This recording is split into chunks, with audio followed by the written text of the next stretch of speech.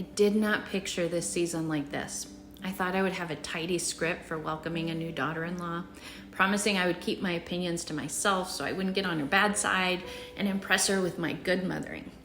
Real life is not a tidy script, and I'm not good at keeping my opinions to myself. Real life is two extraordinary kids, both trauma impacted in their own ways, weaving a marriage with threads I never expected. It's complex and joyful. It's messy and tender. It's far better and far harder than I imagined. In fact, I stopped imagining. I did not see a guide for a relationship like this. She arrived like a sunbeam with a sailor's mouth. I tell her she's my little Miss Sunshine, especially after a couple of On the Sea episodes where the language could peel paint. She laughs and rolls her eyes, and then she snuggles in to watch Sesame Street or Bluey with my son before bed. Two newlyweds, a couch, a blanket, Elmo singing, and my heart in my throat. Sometimes I laugh because it's so typical. Sometimes I almost cry because it's so sweet. She has her own significant needs, none of them her fault. She's a kid who was born fighting to survive. Survival shaped her just like it shaped my son. He has mental health challenges and he fawns to survive. He covers her words with syrup and slows the storm. She somehow brings the regulation. He brings the problem solving.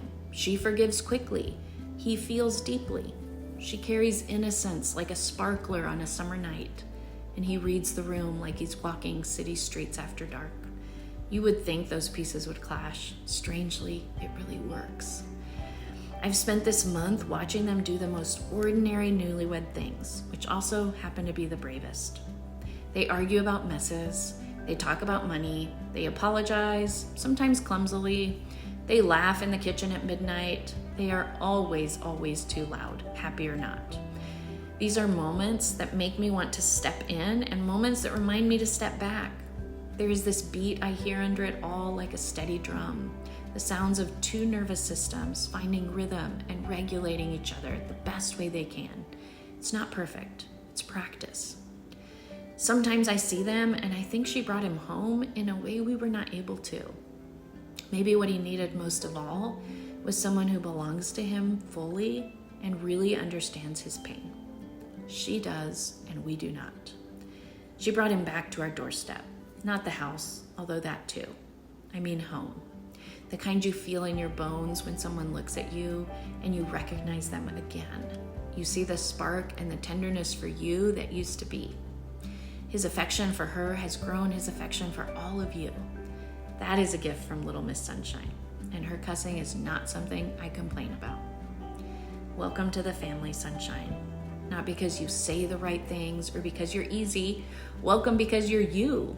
Welcome because you were born swinging and you're still here. Welcome because you forgive fast and laugh loud and make lots of space for silly. Welcome because your survival skills can turn into living skills when someone sees you as worth softening for. We see you.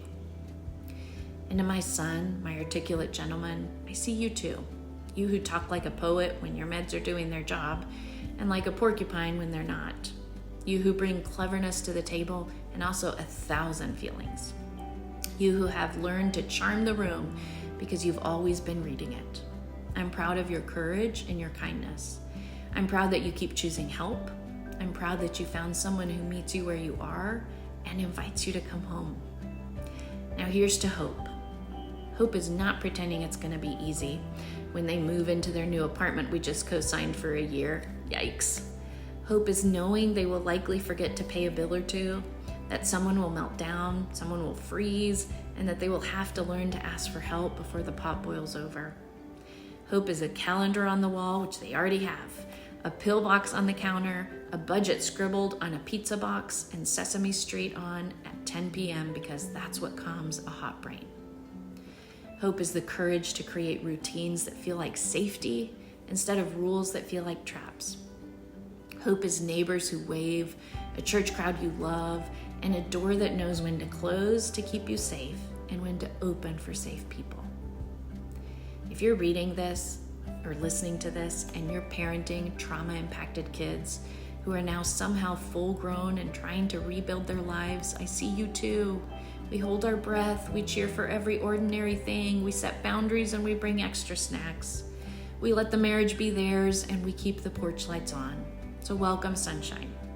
Welcome to mismatched mugs and a family that believes people do as well as they can with the skills that they have.